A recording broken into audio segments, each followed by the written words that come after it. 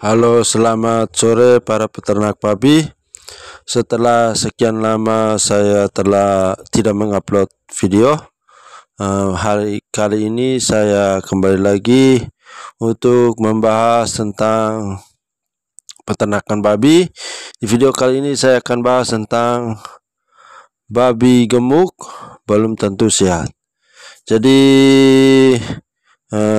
topik pembahasan ini sesuai dengan pengalaman saya di tahun 2018-2019 di saat awal-awal beternak babi.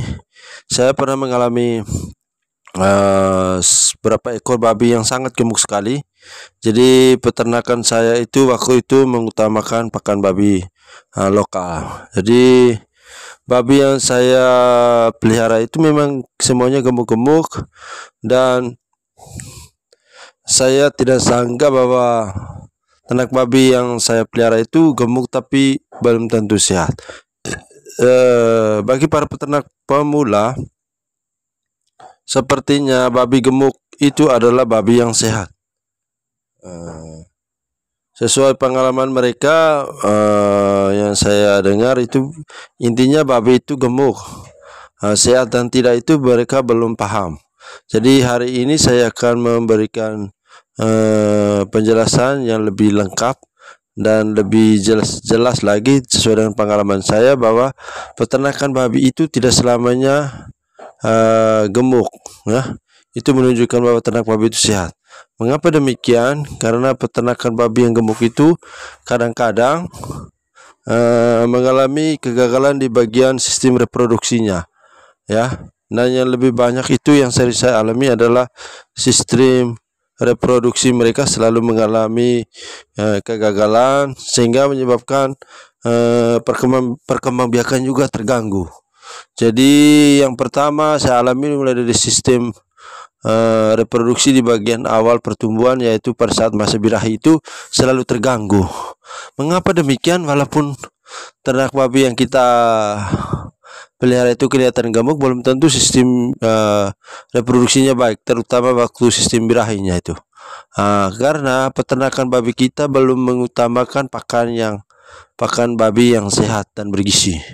Ya, ini yang perlu kita lihat bersama. Jadi walaupun ternak babi kita itu gemuk-gemuk, karena kita sering berikan pakan-pakan tradisional, pakan-pakan yang penuh dengan, ya contoh saja limbah-limbah dapur, limbah-limbah restoran yang penuh dengan makanan-makanan yang penuh dengan daging, sayur, buah-buahan dan lengkap, tapi belum tentu bahwa ternak babi itu mengalami sistem reproduksi yang sehat.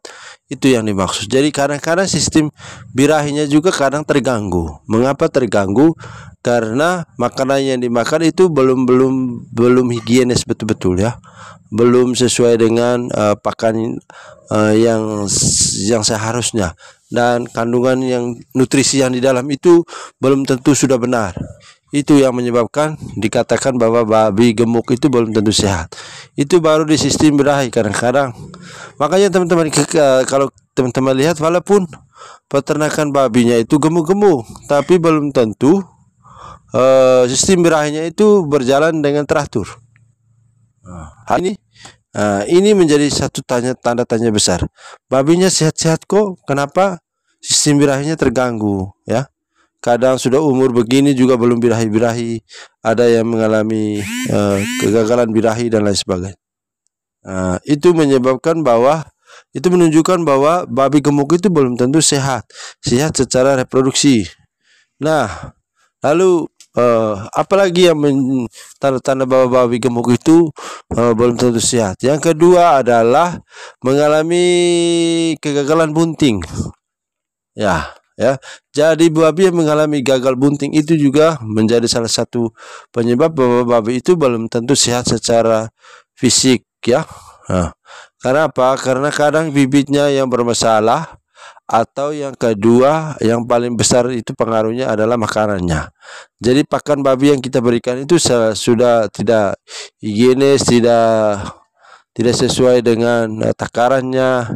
Jadi saya usulkan teman-teman, bagi teman-teman yang pemula, sebaiknya teman-teman gunakan saja pakan babi yang dijual di toko itu saja.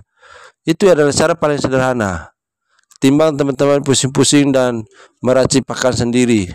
Karena meracik pakan sendiri juga belum tentu sesuai dengan pabriknya, karena kita tidak punya timbang ukuran yang seimbang, ya. Berapa kandungannya kita sesuai dengan prediksi dan takaran kita masing-masing. Itulah yang menyebabkan saya sekarang sudah merubah kebiasaan saya untuk mengurangi, malah kan tidak pernah lagi untuk mencampur itu pakan sendiri, karena saya takut bahwa ada kesalahan, ya. Kesalahan yang disebabkan karena kita salah menempatkan kandungan-kandungan nutrisi di dalam itu. Karena memang semuanya harus sesuai dengan aturannya, dan itu perlu ada konsultasi dengan dokter, ya. Dokter yang bukan dokter peternakan, tapi dokter yang spesialis tentang untuk gizi pakan, ya.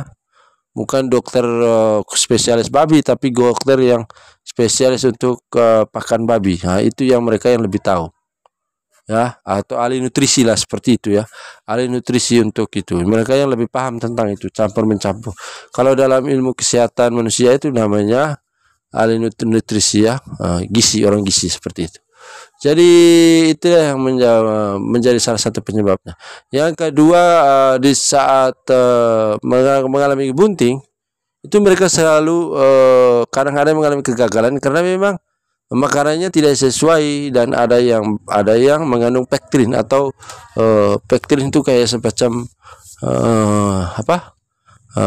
mengandung zat beracun, ya. Zat beracun itu makanan-makanan basi, lalu kayak pakan-pakan lokal itu. Nah, itu berpengaruh juga karena kita memberikan lebih banyak serat, itu juga menjadi masalah. Sedangkan kandungan serat yang dibutuhkan oleh babi bunting itu berapa persen kita belum tahu, ya. Jadi saya sarankan teman-teman, buat teman-teman yang lain, ya, itu hanya dijadikan sebagai pakan tambahan. Tapi yang menjadi pakan pokok itu pakan yang pabrikan itu, pakan yang dijual di toko, beli aja di situ. Itu yang menjadi pakan pokoknya.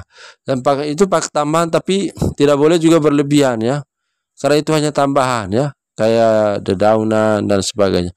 Daun kelor itu bagus sekali untuk air susu induk babi, tapi bukan menjadi pakan pokok, karena kita belum tahu kandungan nutrisi itu apa-apa saja yang harus ditimbang, harus diukur, lalu yang dibutuhkan untuk daun kelor itu berapa persen, itu kita tidak tahu, teman-teman. Hanya ahli nutrisi saja yang tahu, tidak ada semua orang tahu itu, ya. Yang benarnya dari ahli nutrisi peternakan babi, ya, seperti itu.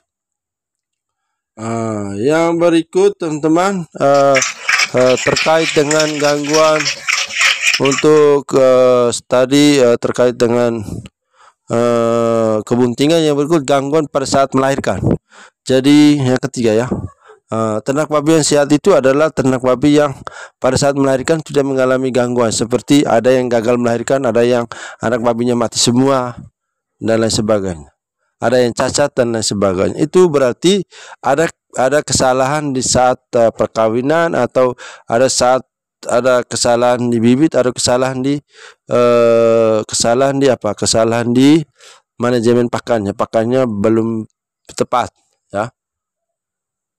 Karena teman-teman kasih pakan yang tidak sesuai, itu juga yang menjadi penyebabnya. Jadi teman-teman, jadi sebenarnya peternakan babi ini rumit juga, ya.